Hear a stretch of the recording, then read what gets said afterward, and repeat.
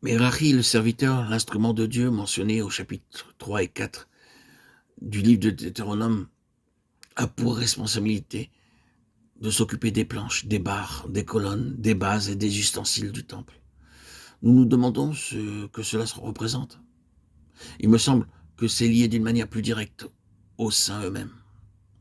Les planches en elles-mêmes parlent des croyants, lorsque bien sûr elles sont unies, reliées par les barres, il s'agit de la vie collective. Mais à travers le désert, elles ne sont pas portées liées ensemble de la sorte, elles le sont de manière individuelle. Ce n'est pas une contradiction en vérité, mais simplement un autre point de vue.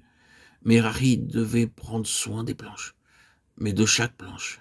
Et un problème important surviendrait si, au moment où le témoignage de l'Éternel arrivait à un certain endroit et devait y être installé, une planche était manquante.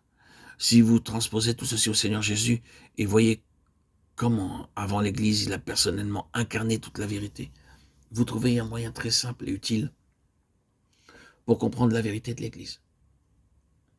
Prenez un verset comme celui de Jean 17,12. J'ai gardé ceux que tu m'as donnés, et aucun d'eux ne s'est perdu, sinon le fils de la perdition, afin que l'écriture soit accomplie. Mais Harry n'a perdu aucune planche en chemin. Ici, nous avons une charge, une responsabilité pour que le peuple du Seigneur prenne soin des uns des autres. Il est très facile d'obtenir le grand déploiement de doctrines, de vérités, de formidables généralités, et d'oublier que la mise en pratique s'effectue au niveau individuel. Il faut prendre soin de chaque membre individuellement, de sorte que ce que chacun représente pour le Seigneur ne soit pas perdu si, par quelque moyen, cela peut être préservé. Tout doit être mis en œuvre pour garder chacun indemne à sa place. Nous trouvons une merveilleuse révélation de ceci dans les épîtres de Paul. Il était réellement l'Église en esprit, et quelle attention il portait tant aux individus qu'à l'Église entière. Regardez ces listes de noms qu'il annexe à ses lettres. Lisez la fin de la lettre aux Romains et remarquez tous les noms personnels. S'occuper des planches consiste en cela. C'est le véritable ministère lévitique. Nous chutons beaucoup sur ce point, que le Seigneur nous corrige par sa parole. Il s'agit non seulement de prendre soin des croyants eux-mêmes, mais, remarquez-le, de prendre soin de ces ministères qui sont représentés par les vases, les instruments. Nous considérons que c'est ce qui est suggéré dans tout ce matériel utilisé pour la construction du tabernacle, sa mise en place, les pieux et tout autre outil similaire qui serait requis.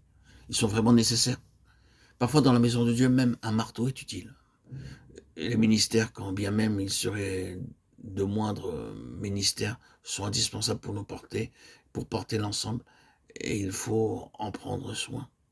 Je suis heureux que les barres soient aussi bien citées que les planches. Les barres sont les éléments qui unissent l'ensemble, et si vous les gardez constamment à l'esprit, vous ne vous déplacerez pas en clan et vous n'aurez pas des préférences personnelles, ni de personnes partant de leur côté parce qu'elles s'entendent bien. Nous devons nous rappeler que dans le corps de Christ, il n'y a rien de semblable au clan, rien qui relève juste d'une préférence humaine, mais que tous les membres sont assemblés dans une unité.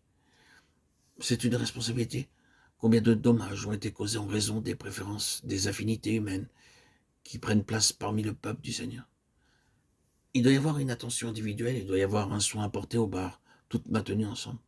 Voilà ce que l'apôtre veut dire quand il écrit « Vous efforçons de conserver l'unité de l'esprit ». Éphésiens 4,3. Nous ne maintiendrons jamais l'unité du Saint-Esprit en prenant parti pour une personne contre une autre. Nous pouvons penser que nous prenons soin de telle personne, oh, mais qu'en est-il de l'autre? Les barres seront correctives, elles maintiendront l'équilibre et tiendront compte de chaque membre. Ensuite viennent les colonnes. Ici, nous avons la responsabilité de chacun pour une charge qui est impartie à tous, et nous devons nous aider mutuellement dans cette responsabilité devant Dieu, car chacun est appelé à assumer une responsabilité, une charge de Dieu. C'est porter réciproquement les fardeaux. Ici, nous avons les colonnes qui soutiennent, selon leur mesure, le poids du témoignage.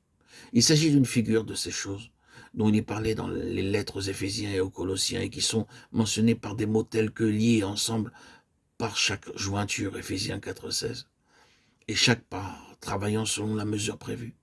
Il doit y avoir une entraide dans cette responsabilité, chacun portant sa propre charge devant le Seigneur et cependant tous ensemble. Ainsi, Merari doit prendre soin de toutes ces choses qui sont si importantes dans la maison de Dieu. Il y a une abondante richesse dans ces deux chapitres 3 et 4 du livre du Deutéronome.